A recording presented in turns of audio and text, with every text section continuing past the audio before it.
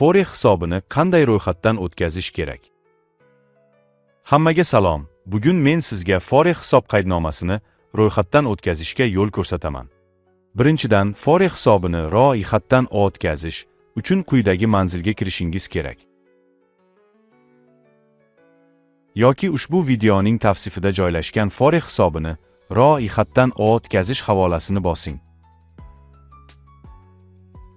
Endi men Xim brokerida Forex hisob qaydnomasini ro'yxatdan o'tkazishga misol keltiraman. Ximga quyidagi manzilda kirishingiz mumkin.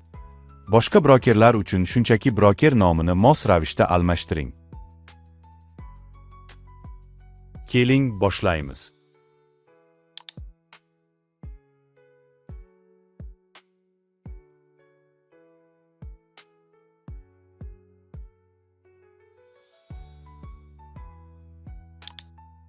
Kirgandan so'ng, bu interfeys sizning ekraningizda men ko'rsatayotgandek paydo bo'ladi. Bu Ximning rasmiy sayti. Tilni o'zgartirish uchun shu yerni bosing.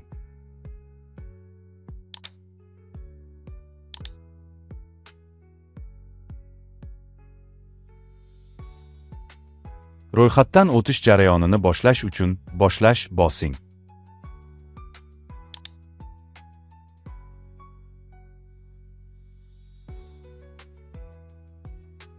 Bu Xim hisobini ro'yxatdan o'tkazish uchun interfeys. Iltimos, yashash mamlakati, e-pochta va parolni to'ldiring.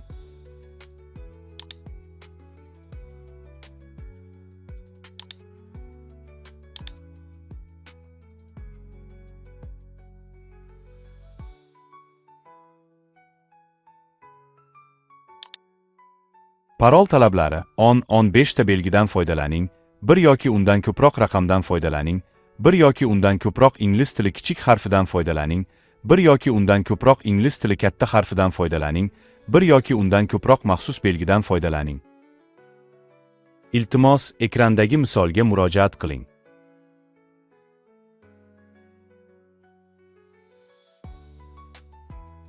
Keyingisi, ushbu katakchani bosing.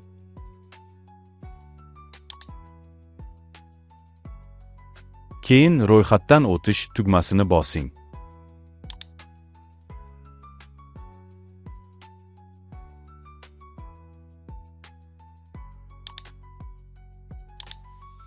Xim sizga tasdiqlash xatini yubordi. Gmailga kirish uchun yangi tabni oching.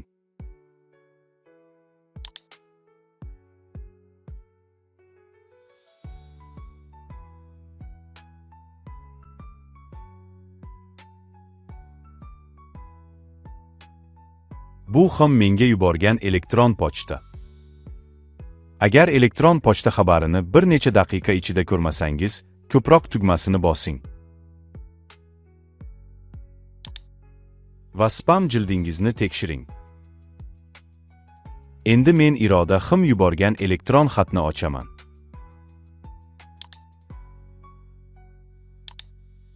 E-pochtani tasdiqlash bosing.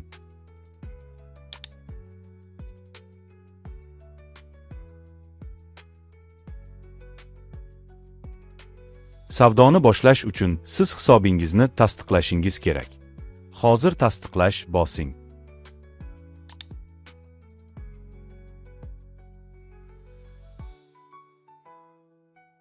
Birinchi navbatda, keling, profil tafsilotlaringizni qo'shamiz.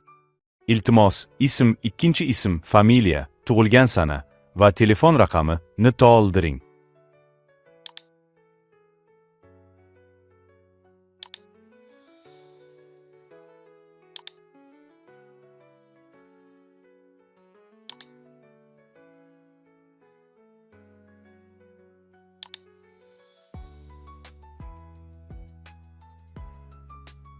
Ma'lumotni to'ldirgandan so'ng, davom etish tugmasini bosing. Ushbu bo'limda iltimos manzilingizni kiriting.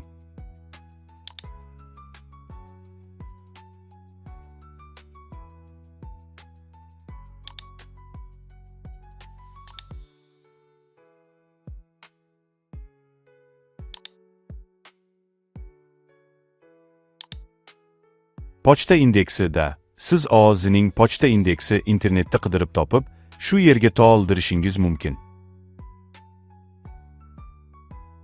Keyin moliyaviy tafsilotlarni kiritish bosing. Bu yerda siz dan bitta savolga javob berishingiz kerak. Siz ha yoki yo'qni tanlashingiz mumkin. Keyin davom etish tugmasini bosing.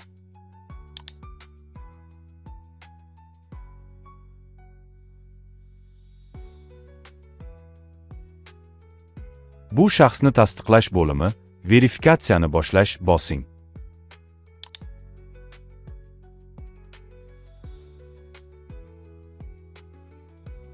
Bu maxfiylik togi risidagi bildirishnoma.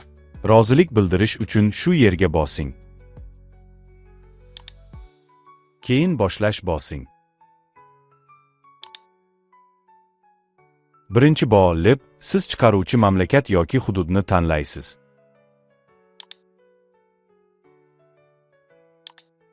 Keyin it turini tanlang. Siz identifikatsiya kartasi, haydovchilik guvohnomasi yoki pasportni tanlashingiz mumkin. Men identifikatsiya kartasini tanlayman. Endi siz hujjatingizni suratga olishingiz kerak. Kamerani yoqish uchun shu yerni bosing.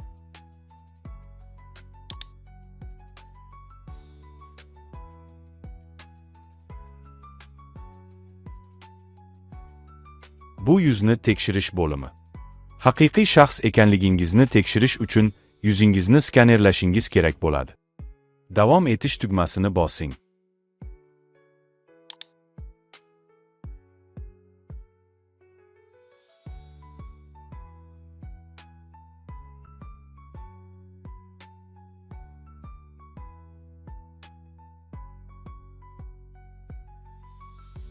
Hujjatlaringizni muvaffaqiyatli yukladingiz.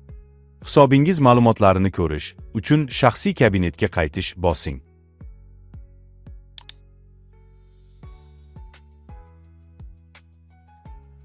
Mening hisoblarim tugmasini bosing.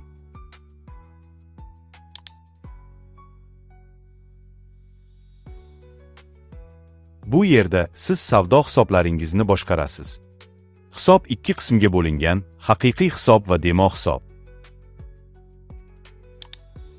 Demo hisob bo'limida foydalanuvchilar uchun yaratgan demo MTFIVE standart hisobi mavjud. Haqiqiy hisob bo'limida foydalanuvchilar uchun yaratgan haqiqiy MTFIVE standart hisobi mavjud. Agar siz ko'proq hisob ochmoqchi bo'lsangiz, qo'shimcha hisob ochish bosing.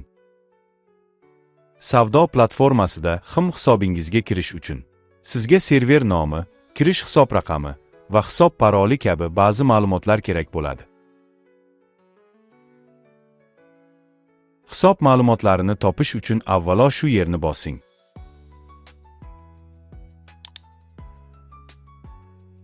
Keyin hisob ma'lumotini tanlang.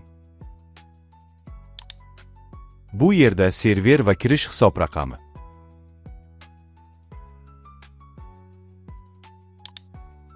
Savdo parolingizni o'zgartirmoqchi bo'lsangiz, bu yerni bosing.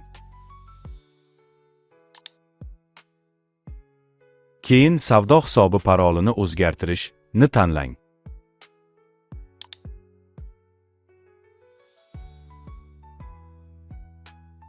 Yangi savdo hisobi paroli yaratish uchun shu yerni bosing. Parol talablari 10-15 ta belgidan foydalaning, bir yoki undan ko'proq raqamdan foydalaning, bir yoki undan ko'proq ingliz tili kichik harfidan foydalaning, bir yoki undan ko'proq ingliz tili katta harfidan foydalaning, bir yoki undan ko'proq maxsus belgidan foydalaning. Iltimos, ekrandagi misolga murojaat qiling.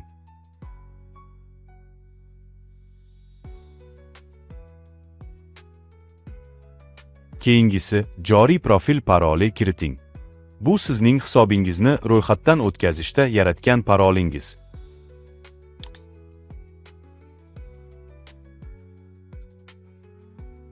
Keyin parolni o'zgartirish tugmasini bosing. Parol o'zgartirildi. hujjatlaringizni muvaffaqiyatli tasdiqlaganidan so'ng hisobingizga kirib, savdoni boshlashingiz mumkin. Siz ushbu videoning tavsifida bergan MT4 va MT5da qanday yuklab olish va savdo qilish mumkin video qo'llanmasiga murojaat qilishingiz mumkin. Men sizga Forex hisobini ro'yxatdan o'tkazish bo'yicha ko'rsatmalarni tugatdim. Sizga muvaffaqiyat tilayman.